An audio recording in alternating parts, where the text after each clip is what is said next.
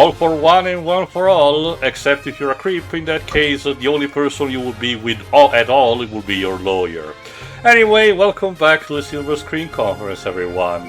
As usual, I'm your host, Niels Cabin, aka the Spear of Destiny. Joining me today are the Tiny Dagger Jova. Ah, yes. The Cutlass of Justice Deji. I have no idea what any of that means. And the Mace of Triumph, Shiroi. Really? I thought she'd have... Wait, weird. I thought she'd have been like the rapier. No, remember, I asked that question in Castlevania Lords of Shadow 2. Anyway, we're back in the Unova movies for Pokemon, and today's specimen is much simpler compared to the previous one. Jova, what movie did we watch today?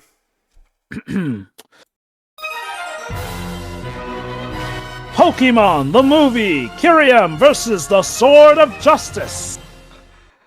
Which in Japanese is... Pocket Monsters, Best Wishes, the movie, Kyurem versus the Sacred Swordsman, Keldeo. Yeah, that seems about right. Again, most of these movies on these now usually tend to have a very similar titles without having to be changed too much, instead of having stuff like Forever or, or Heroes. So, again, we're still stuck in Unova with still Ash, Iris, and Cylon. Yes, I remember how to pronounce the name in the meantime. But instead of having the duality of the dragons, now we have the quartet of musketeers in My Little Pony fashion, versus instead Kyurem. Even though I don't even remember if in the actual game the lore ties them together, because Kyurem is actually tied to Zekrom and Reshiram. Yeah, it's because they're all post-game, besides the point is Keldeo. also is that Unova has a fuck ton of legendaries, so that's also why they had to incorporate a lot of them in the same, groups. In fact, a couple of them don't even show up in the movies. Meloetta is relegated apparently to the main anime, but again... Okay, can I actually come off as a boomer right now? Okay. Because of how many legendaries there are in Unova, I could understand that meme of Mewtwo saying, back in my day, being a legendary used to mean something. Alright then, Jova, so when and where are we? Well, in regards to release, 2012, but this movie takes place in the Unova region. And folks, let me tell you, this movie is so short that I could sum it up in about a sentence. Ash meets the four musketeers, fights a grumpy T-Rex, and helps teach D'Artagnan a lesson in humility. Bam, Jova. That's the movie. That's French. But, hey, you don't have to just take my word for it. Alright, a more properly fleshed out synopsis for you, the lovely viewers back at home. Now, the MLP allegations may be on point since MLP, specifically Gen 4, did start around 2010, and Keldeo happened to be developed around 2012. So yes, it is quite possible that even the mighty Pokemon franchise might have been influenced by My Little Pony Friendship is Magic, which I ain't even surprised. There was a time where that franchise, literally ruled the world. Jesus. But yes, where does our story begin? Surprisingly, not with Fashion Company, but instead with four, not legendary, but mythical Pokemon. Localized as the Swords of Justice, but originally basically the Four Swordsmen, aka the Four Musketeers, essentially. We have, on this roster of Pokemon, Cobalion, Terrakion, Virizion, and the youngest, Keldeo. In fact, the first 15 or so minutes is basically a training montage for Keldeo, who seems to have a good relationship with most of the Pokemon, save for Cobalion, who is grumpy kind teacher. of a jerk. Yeah, kind of a jerk to him and constantly speaks in riddles, essentially. So, Keldeo is excited to do his rite of passage. This is to fight Kyurem, the actual legendary Abyss, a dual-type dragon ice Pokemon at that, essentially. Those who are familiar with the games will know that he, in fact, does have stuff tied to Reshiram and, Zekrom. The thing is, though, they don't feature at all in this movie. You would think, since the previous movie was literally about them and everything, but nah, Reshiram can just turn into his forms of them without any association. Weird. So yes, Caldeos' rite of passage is supposed to be fighting Kyurem. However, his other fellow musketeers are warning him it's not yet time. So, of course, being cocky as ever, he goes to fight Kyurem. And, Kyurem is like, oh, okay. And pretty much locks him in the arena, essentially, with the ice, essentially. Yeah, one thing you should get used to is that a lot of the stuff in this movie is treated relatively casually. And that's not just in the fact that Kyurem don't seem to give a fudge, but for the first time in a while, the plot about this movie is not really a high stakes world or even town is in danger about here. It's about basically a test. One that Caldeo kind of fails since Kyurem mops the floor with him to the point of breaking his horn.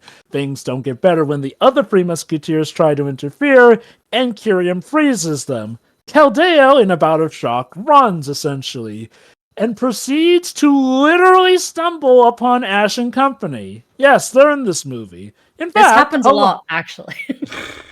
yeah, but in this one, he literally spends a whole night falling down Kyurem's mountain and conveniently falls on top of a train. In fact, Ash and company wouldn't even know if he wasn't there if it wasn't for Ash's Scraggy, who, well, being Ash's Scraggy is a bit of a doofus and, nearly gets left while One they're of the leaving few on the moments train. that I actually don't like about the movie, this gag is so convoluted because Ash apparently forgets to use the Pokeball. I asked specifically to Deji if Scraggy is one of the Pokemon that actually doesn't like to be in the Pokeball, but apparently not.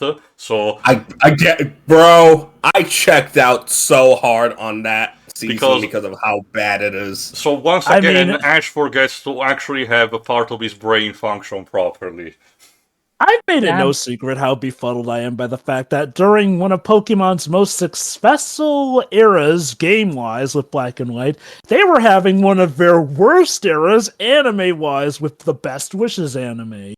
A lot of Pokemon aficionados may recall this era as the time where Team Rocket were actually being taken seriously and actually got quite a few notable successes under their belt. Except in this movie, where they appear at the beginning and the end and do nothing in between. Yeah, my biggest theory is because this is when Team Rocket were being taken seriously, the movie makers thought, well, crap, we can't really use them for any offhand gags. Mind you, they might be just victims of a more general level, because this movie, I was going to mention later, but this movie doesn't really have any particular original supporting human character, nor antagonist for that matter. There's one Nurse Joy, and then there are a bunch of NPCs, including, once again, a cameo from the mother and the little girl, again. But otherwise... there's not that many people. I guess the seller of the launched boxes at the beginning, but that's kind of it. Yeah, like, there's even this blue-haired girl, which, just like in the Zoroark movie, has a design that suggests she was supposed to be a main character, but nah, she's just there for like a minute or two before being booted out of the plot.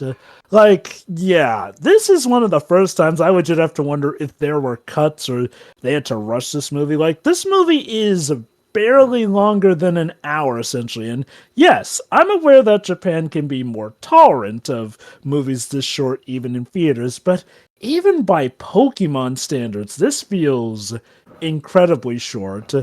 Because pretty much after Keldeo stumbles upon the cast, it's more or less full throttle on the plot.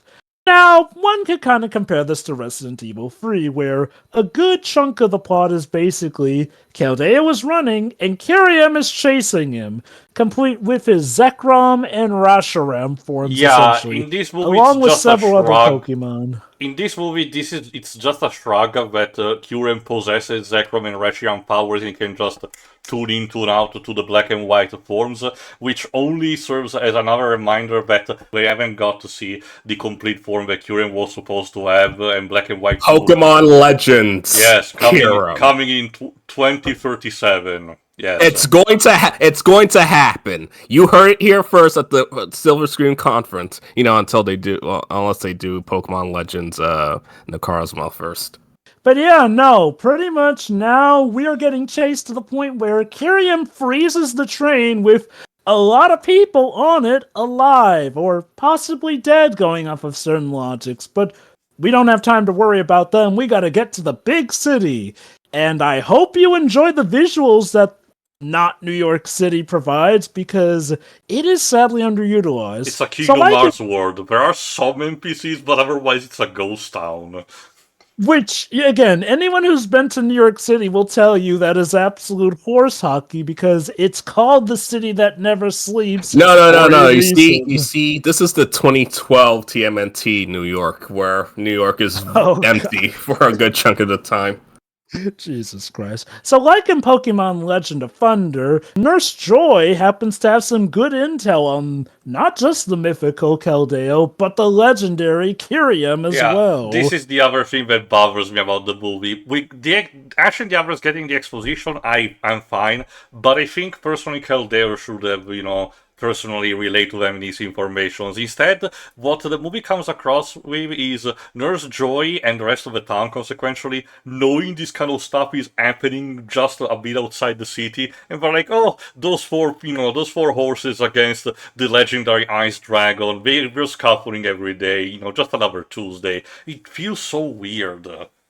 It's funny because Kyurem acts like he's all this hot business and can totally intimidate humans, but no, apparently the area just shrugs its shoulders at Kyurem. It's like, I'll let the old man have his fun with his ice and whatnot. Like, Kyurem's base is literally an abandoned mineshaft created by humans that he acts like humans could never reach, even though they made the place. But I digress, essentially. Do you want to fight the Kyurem?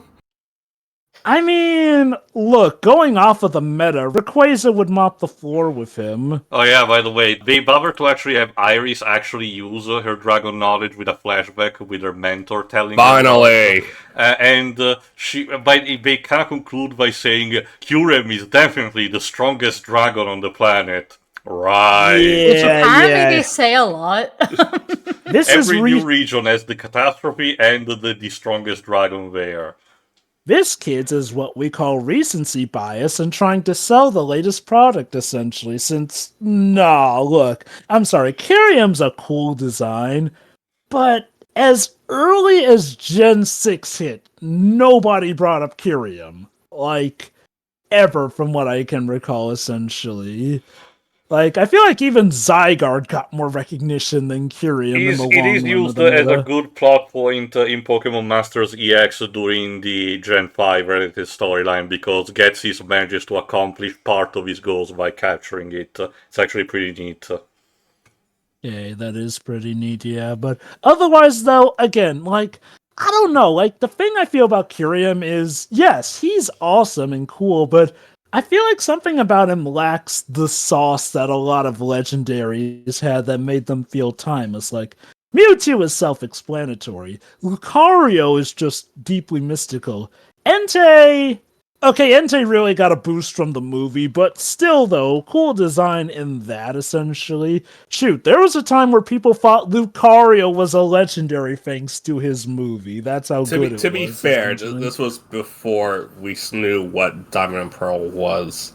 Yeah, and in general, I can say, to conclude what Jova says about Kyurem, to enforce that, there's also the simple fact that after Gen 4, it was going to be very hard to top the legendaries of that, because you literally had deities controlling time and space, God and Satan. It's kind of a bit hard to move on past that, Very good point. So, yeah. No. The Dragon Ball solved it after the Term of Power. What do we do? Broly. I mean, Eternatus for Gen 8, I think, is the one that came the closest to actually being a very proper, cool new type of menace. And to an extent, the Ultra Beast from Gen 7, but those are another story altogether. So anyway, after going to Nurse Joy's, we're basically chased by Kyurem over a surprisingly quiet New York City at night.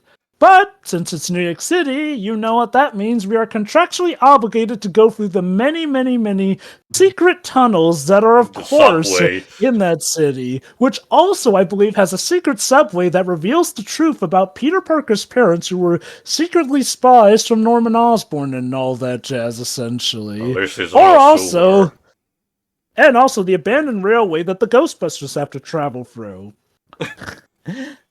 there is a secret actually that they found. To be fair, at the end. The secret tunnel actually leads to a museum which has fully functioning vehicles. Apparently, it also has a working train yard in it, one of which the carriage. Oh, right, yes, Ash is with the usual trio. Might as well mention that, essentially. Iris and Cylon. Green hair. Jason Like Griffith. like I said, Yagami. Like I said, those are still the companions from Unova. And like I said also, Iris has already contributed. Cylon has something to do more in this movie, but we'll get there in a second. The only worth thing that to mention that we haven't is that after, right as the chase starts, Ash and the others really take a liking to Caldeo and want to help him out. Although, compared to what happened with Victini in the last movie, it kind of feels definitely more rushed. Not as bad in terms of annoyance as in, movies like Shavin or Celebi, for example, but arguably Jirachi was actually already a bit better in terms of pacing. So anyway, Kyurem chases after what appears to be an escape being done in the airship, which, yes, from the museum is fully functional. I guess somebody really liked that plot point from Battleship of all things, essentially.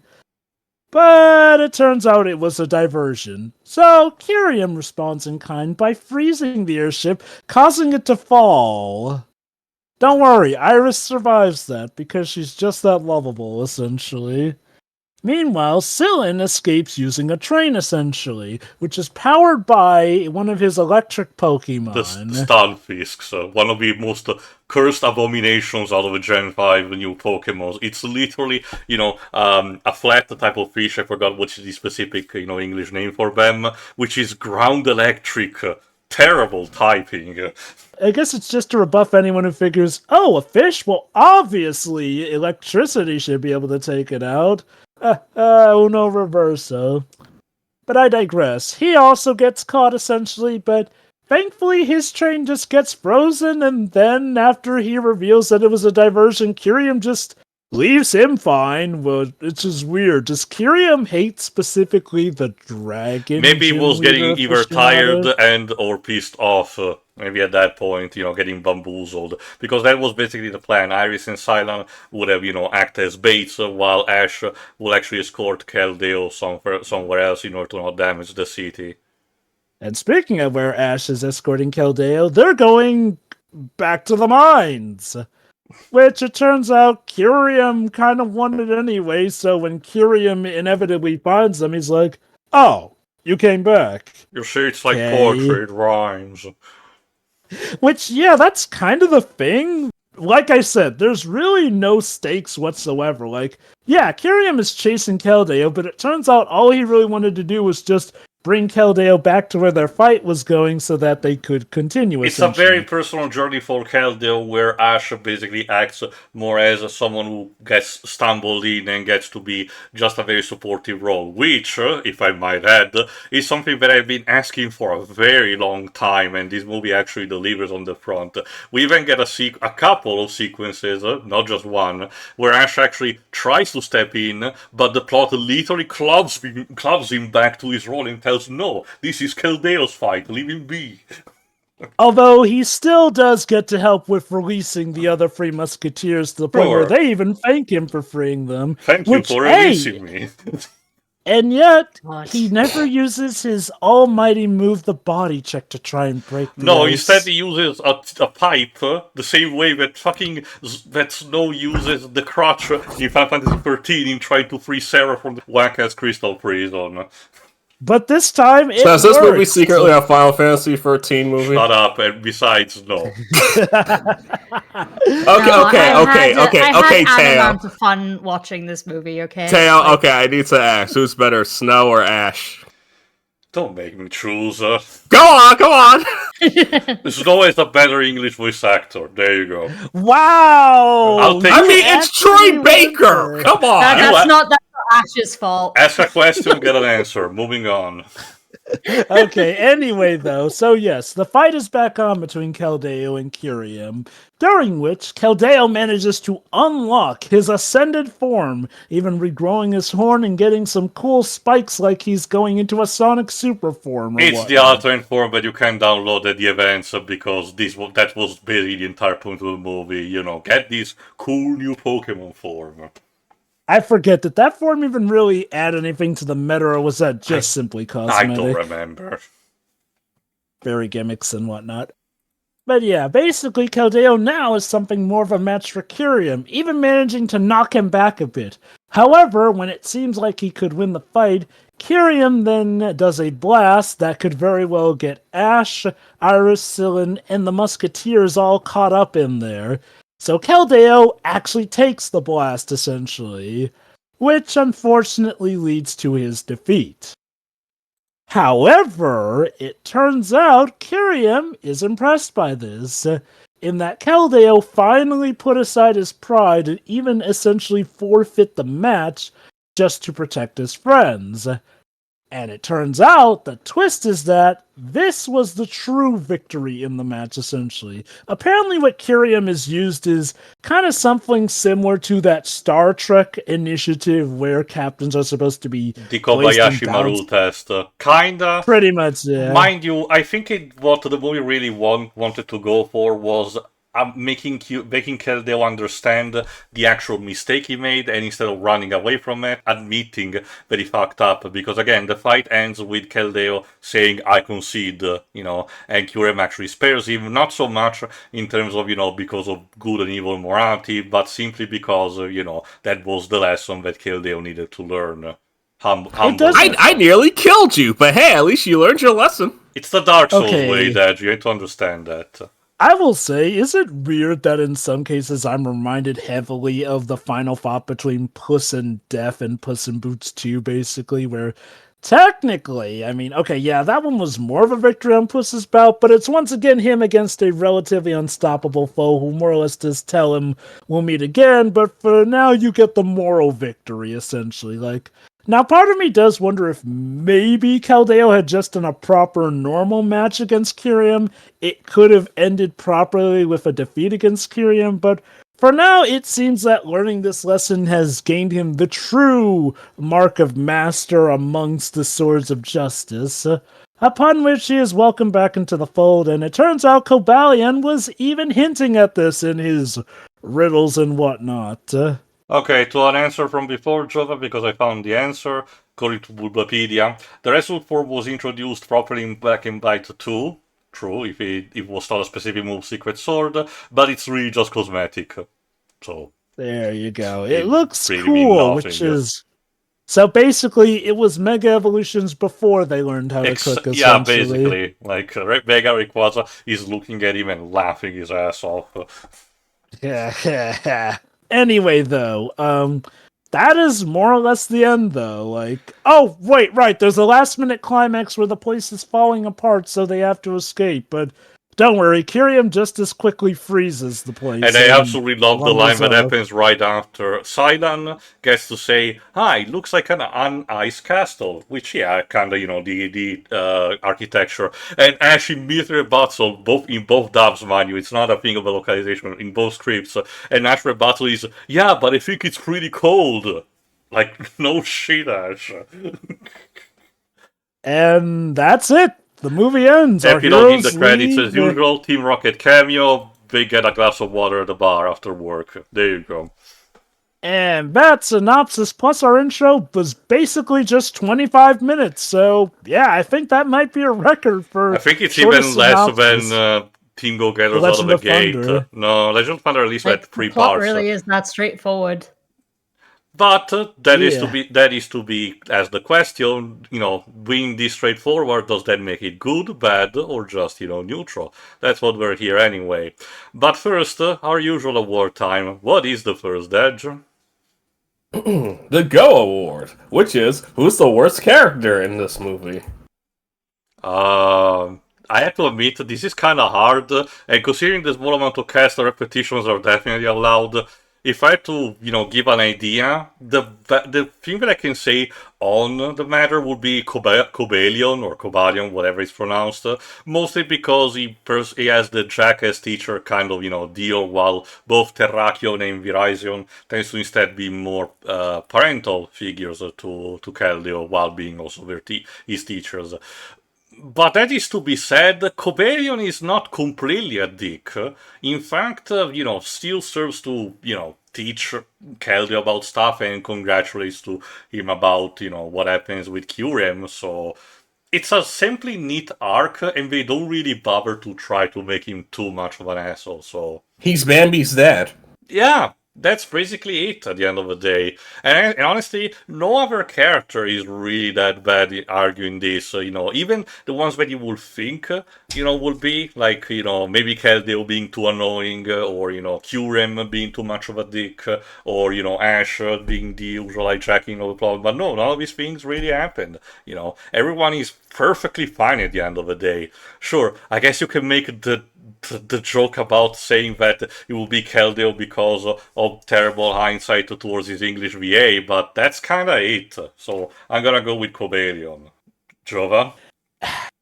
I hate to have to repeat, but yeah, I'm gonna have to take Cobalion. Not because he's a terrible character, but okay, more so because Cobalion is fine enough, but I feel like the movie seems to suggest there was gonna be something much deeper with him when really it's just, he speaks in riddles. He's technically helping, but he's just a bit of a jerk about it. Not even the worst. I just feel like the movie was a little bit too short and didn't build off of his and Keldeo's relationship enough to really justify him being obtuse. I feel like that's my thing with this movie. It's not doing anything particularly wrong, but also because of a shortened length, a lot of stuff I don't feel like it's doing particularly spectacular either, essentially. It's basically a good finite experience, but nothing spectacular. But yeah, Cobalion's my choice. Shiroi. This is kind of like low hanging fruit because, like, I want to be different, and also, yeah, there aren't really any bad characters in this movie, really. So I'll have to go for the ones that are just there. Sealan. So, to be fair, Fair he enough. did a bit more than the previous movie, but I still get what you mean. Like, I don't dislike any character here. It's just, yeah, didn't really contribute anything. Like, pretty much none of Ash's friends did, really. But yeah, I mean, to be fair, they distracted Kyurem, even though Kyurem that's true. found Ash and Keldeo anyway, but yeah, they technically did stuff regarding the chase. I give them that. Again, when you really get down to it, this is also the kind of movie where Ash and his companions never actually have a Pokemon fight with anyone. I think honestly, that's better for the movie considering what it's doing. Even in Temple of the Sea, which I argue is one of the worst offender in terms of movies that are barely about Pokemon, at least Ash did had a fight at least once or twice. So there is that. Deji, what about your choice? Team Rocket, because they were just there for no reason. That's really such a technical. I was considering them, but no, honestly, that was I know because I mean, my choice was also a technicality. I will still contest to that, Dej, because to be honest, they're there just to be, a cameo in the intro. That's like labeling, for example, the mother and the little girl. I could understand because for the previous movie because they bothered to actually blue ball you by actually introducing them, implying they were going to do stuff and then nothing. But in here, it's just a simple background event that happens in the beginning and at the end. It's similar a bit to the Pokemon fight that happens while Keldeo is talking to the others. Fine. Alright. How about Ash's Oshawott? It doesn't appear in this movie. Yes, it does. No, it technically didn't it appear during the train sequence for that tiny bit of time? It does. I thought it was Snivy. No, all of them did. Oshawott's Snivy, Ignite. Okay. Look, I just hate Ash's Oshawa, okay? You made a good point in the previous movie. Next award. The Mewtwo Award. Who was the best character in this film? Alright, I'm pretty sure that my choice is something that none of you are thinking. It's So, Kyurem, isn't it? no. Actually, I'll let you go first because I'm absolutely Okay. confident no one else is gonna pick what I'm picking. Okay, I'll go. I'm gonna say Iris. I know this is shocking coming from me, but it's like, wait, she can actually fly a Zep plane? Holy shit, that's actually badass. And she was actually important to the lore of things. It's like, oh yeah, explain what Kyurem is because her people of the dragon know things as like, why? This is what I was thinking. This is what she should have been doing in the last movie to help give her some agency. Imagine the one who aspires to be the ultimate dragon gym leader and later becomes a dragon-based champion, knowing stuff about dragons. Sorry. While we were watching it, Tio specifically pointed that out because, like, the movies show so little, I probably wouldn't have known otherwise. So Iris is your choice. All right then. What about you, Shira, instead? I'm actually gonna say Ash because, Nice. like, he doesn't interfere with the plot in any silly ways. Like, I don't dislike him by any means, but like he actually just kind of respects other characters' agency because it's like it's not his story, he's just an aid in it. And yeah, that works really well for this movie, I think. Kind of makes him a bit Java. of the wise overseer. I'm gonna say Caldeo.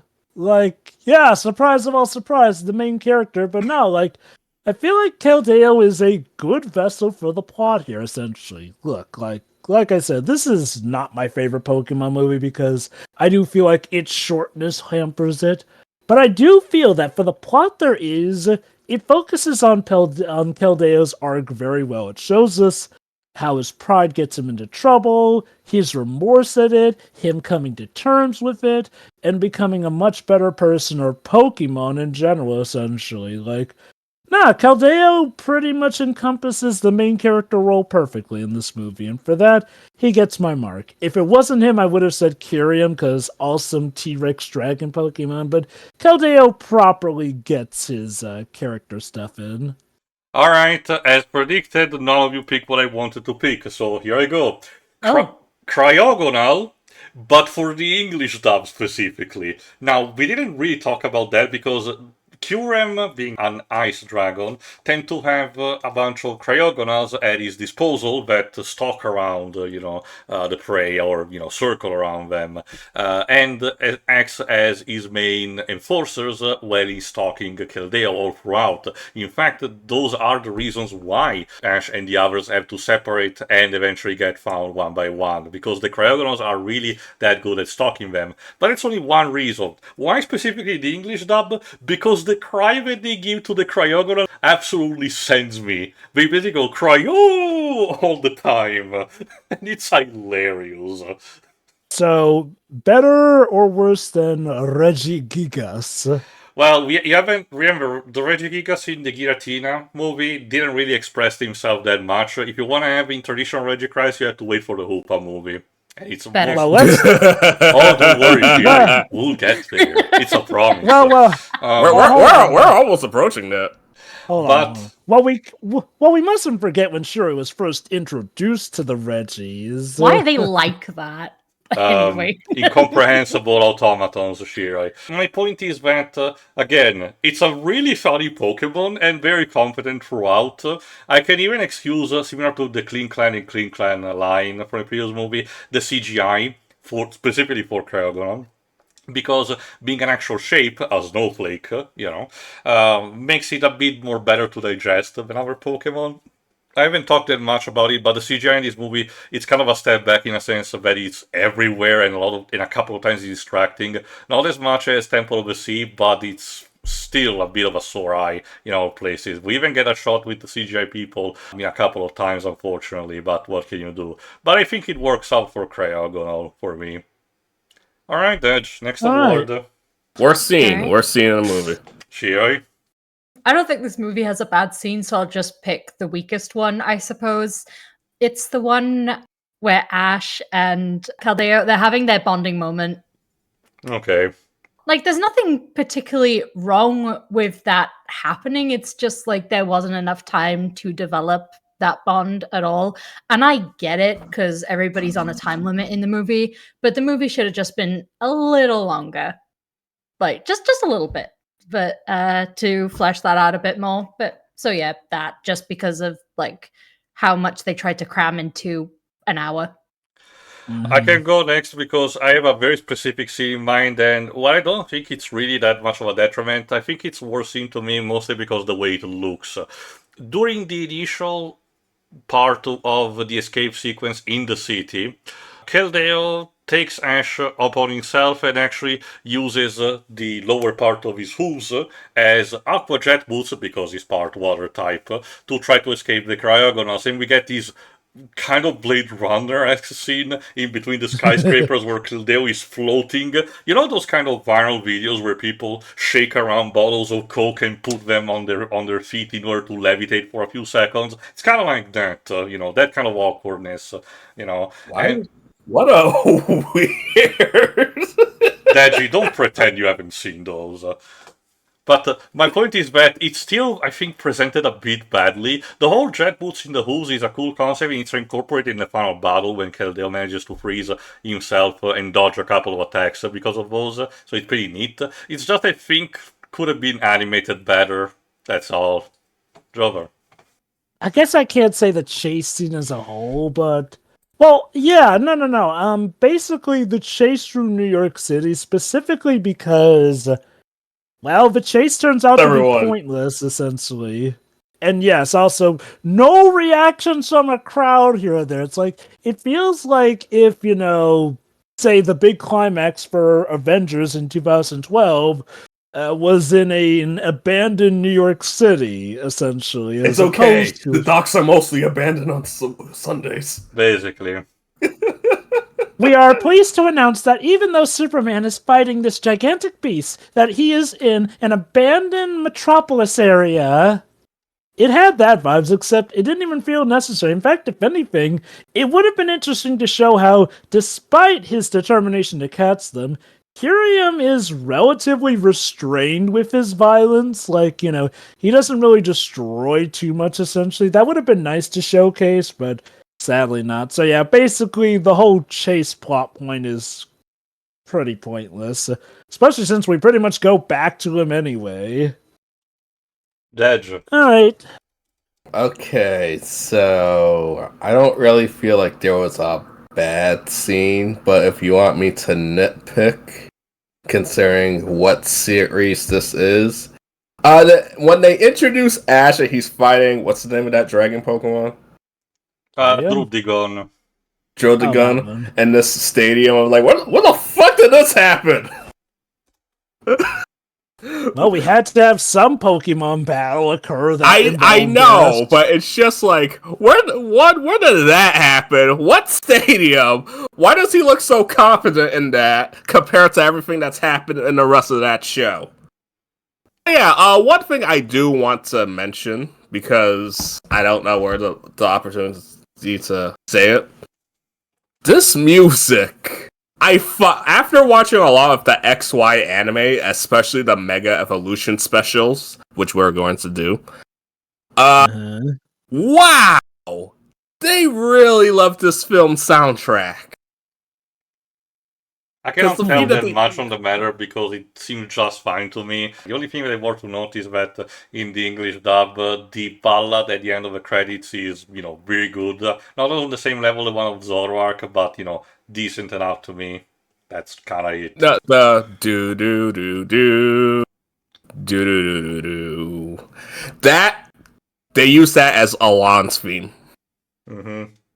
So it's just like, oh, that was actually Keldeo's theme song. Okay. I guess because justice. I don't know. I mean, yeah. We'll save it for another time. But anyway, everyone said their worst scenes, right? Yeah. Yep. All right, time for best scene. I'll go first. Go on. I guess. Iris piloting that zip. This might be the nicest you've been to Iris throughout our entire run. I know, right?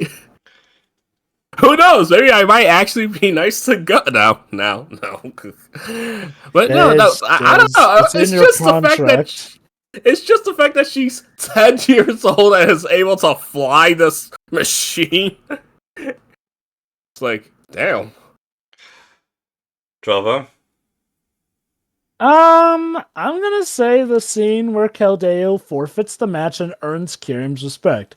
An obvious one, but it's a nice combination of the lesson at hand and an interesting turn on things where, for once, the plot isn't won by our side winning the Pokemon battle, essentially. It's a nice spin on things, essentially, and doesn't feel like Keldeo absolutely lost, since it seems to suggest that he might have won, but he would have had to have sacrificed everyone else too, essentially. Mm-hmm. And it still implied that eventually the Sword of Justice will properly confront Kyurem and probably win, because all for one and one for all. They even do the gesture at the end, you know. Yeah, so that's my favorite scene. Shiroi. Mine's pretty similar to yours, Jova. Just the whole final fight in general. Just thought it was pretty cool. As for me, the one specific moment from the final fight where Ash literally is about to throw himself in the ring, but Keldeo literally tosses a bullet near him to tell him to knock it the hell off. After seeing so many movies, about Ash hijacking the plot, someone telling him to stay in his place feels so goddamn cathartic. Not gonna lie. It's almost like they were thinking of you when they made this movie. Alright, that leads to the final thoughts and score. Drova, what about you? Okay, so this movie is a bit frustrating to rate. Not because I disliked it, but the opposite, actually, in that I feel like it's doing a lot of things right, but at the back of my head, I can't shake the feeling that it's also kind of being held back by its lack of runtime, essentially. Like, it technically does stuff right, but it doesn't get nearly as much time to flesh out on them, essentially. I do wonder if time constraints and budget were a factor, essentially, which would explain why New York City is flipping abandoned in this movie, despite what's supposed to be a climax. And yeah, as a result, the climax doesn't feel too climatic. Now, mind you, if you were to watch this and say the same way that something like Master Mirage is, basically a spread out OVA essentially, it's fine. And yes, like I said, I do get that Japan's more okay with movies like these in theaters, but I'll admit, if I had seen this in theaters, I probably would have felt a bit let down, essentially. Like, this feels essentially like an extended episode. That is not inherently a bad thing, mind you. The plot is straightforward, but it is clear, essentially. The characters that we do focus on, for the most part, fill their roles out well enough, essentially. We have an antagonist, a battle or whatnot, which solves things more or less, and everyone pretty much parts on good terms. And hey, one could even consider this a fresh breath of air from a lot of Pokemon movies having world-ending stakes, essentially. Like, nah, this is literally just a few Pokemon duking it out in a feud, to the point where the neighboring city isn't even really too fazed by them doing this. And it's not even like we get a spin on things sort of a spin, but for the most part, the ritual is still concluded more or less as it ought to. You can make an argument that it's a bit more similar to what happens in the actual games, where sometimes some of the cities do have like a legendary that is their saint patron of, like say Celebi, for Gen 2. But in general, they understand that the legendaries tend to be nearby and we just live their lives with that, usually. It's not always happening like that, but a couple of times it does, admittedly. So, again, I'll give it this. This is a relatively solid plot. I just feel it doesn't achieve the highest highs of even arguably weaker movies. It's your typical middle of the road kind of case here, essentially. It doesn't have the lowest lows, it doesn't have the highest highs. That being said, it's relatively a good product. I'd probably have to give it the slight edge over Black and White, the Victini one, which I found was a fair movie in and of itself, but that one definitely had more issues holding it back, so I'm gonna give this one a 7.5. Alright, I'll go next, why not? This movie is a bit difficult to me. On one hand, it checks out most of the boxes that I actually would want. A relatively straightforward story, not too much meandering with the original character, only relatively minimal stupidity, not wasting a couple of the characters' presence, and trying to have the ones present to do, some kind of stuff. And Ash, most of all, being still the protagonist of the anime, but at the same time not directly intervening in a conflict that directly regards him. He's still there to support and help in some capacity, but he never outright takes the stage away from the person, nor he claims to be the one that did all the work. It's very balanced and very welcoming. On the other hand, it does feel a bit incomplete. I think 10-15 minutes tops more would have sufficed, fleshing out a bit more, specifically the middle section. Taking a bit of a break with Ash and the others having to reinforce their relationship with Keldeo, and after that having the Cryogonals and Kyurem finding them. I think it would have worked out just fine, but because we're constantly on the run, Mad Max Fury Road style, we are basically always in the thick of it, and there's not much time to develop things. Like I said, it's not a bad relationship that Ash has with the mythical. It's not as bad as Celebi or Shavin, but it's not as good as Victini's for the last movie, admittedly. It's a bit difficult for me to give a score as a result because I really want to be super positive about it, but I cannot ignore the obvious flaw that is, missing stuff.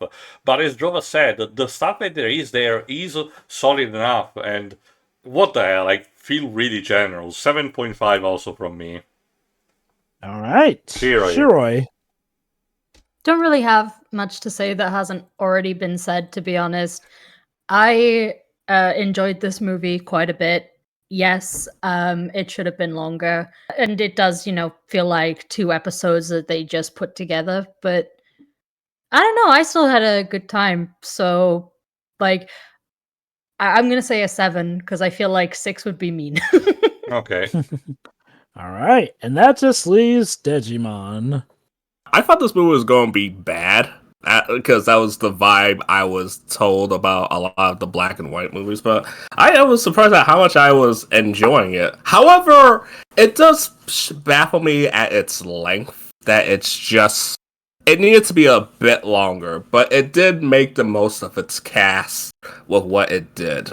I guess because making 2 of the exact same movies, 2 versions of the exact movie made them was like, okay, can we just make this shorter, or just kind of put a strain on them? But who knows? It's kind of a shame because the gimmick with the Black and White movie was pretty cool, like a literal reflection of what the games do. But I can also get why they probably never opted to do that again, sadly. All right. So, what is your score? What did I give the last movie? 6. Yeah, I'll give it a 6. Yeah, no, I'll give this a 6.5. All right. Right then. Which puts the score for this one is 28.5, which means it neatly ties in at 6th place, right behind Ranger and the Temple of the Sea. In 16th place, Legend of Thunder with a 9. 15th, Pokemon Heroes with a 13. 14th, Celebi and the Voice of the Forest with a 17. 13, Master of Mirage with a 20.5. Number 12, which is tied with Rise of Darkrai and Garatina of the Sky Warrior at 22. Number 11th, Mewtwo Returns, 22.5. Number 10, Power of One, which is a 23. 9th place, Mewtwo Strikes Back and Destiny Deoxys with a 25. And 8th place, it's a tie with Jirachi Wishmaker and Team Go-Getters Get Out of Gate at 25.5. In 7th place, the Black and White movie, which is 26.5. In 6th place, Kyurem and the Sword of Justice with a 28.5. In 5th place, Ranger in the Temple of Sea with a 29. In 4th place, Arceus in the Jewel of Life with a 29.5. In 3rd place, Zoroark in the Master of Evolution with a 33.5. In 2nd place, Bell of the Unknown with a 34.5. And the Kid Crop 1st place, Lucaria and the Mystery of Mew with a 40. Yeah, let's go! Yes. Not Forty. happening, Dad. Your Absolutely. tears are always delicious. It's okay. It's okay. I have your did address. Tio give it the 9? Yes. Yes. Remember, Kira, Yeah. I don't give neither zeros nor tens. That's fair. Alright, that just leaves us to where to go next. For the last movie set in Unova, it's time to go mega, even beyond the traditional evolution. A familiar face, but not really, has to face against a mechanical insect. Psychic powers versus laser beams. Tune in next time for Gensect and the Legend Awakened. See you for that. Oh, Goodbye. Bye. From what Deads tells me, Gensect might be the movie that finally rivals Legend of Thunder for lowest scores, apparently. I'm not though. I haven't seen it. I just remember what's the name of that one guy from SSNB? Benetax. Do we have the slightest idea how little it narrows it down? Yeah, it's like Spinatax. 5 names popped into my head. Yeah, Benetax. He takes every moment he can to crap on that movie. Also, I still have to find something worse than Heroes and Forever for now, but we'll have to see. Well, technically, Yeah. the Digimon movie, technically, but again, which is not counting for Nah, the that was schedule. pretty bad. It's funny too. Your score for Legend of Thunder probably saved that movie from being. I still stand on my score. reasoning that it's not as bad as you guys think. Hold on. You said not as bad. That still implies that there's still a degree of bad. That's to why I it. gave it a 5. I don't know how it works in your countries, but a 5 out of 10 in schools in my country is not considered sufficient. Oh no. To be fair, this is me, and I've said this multiple times. If I give something a 5, it means mid, as in middle of the road.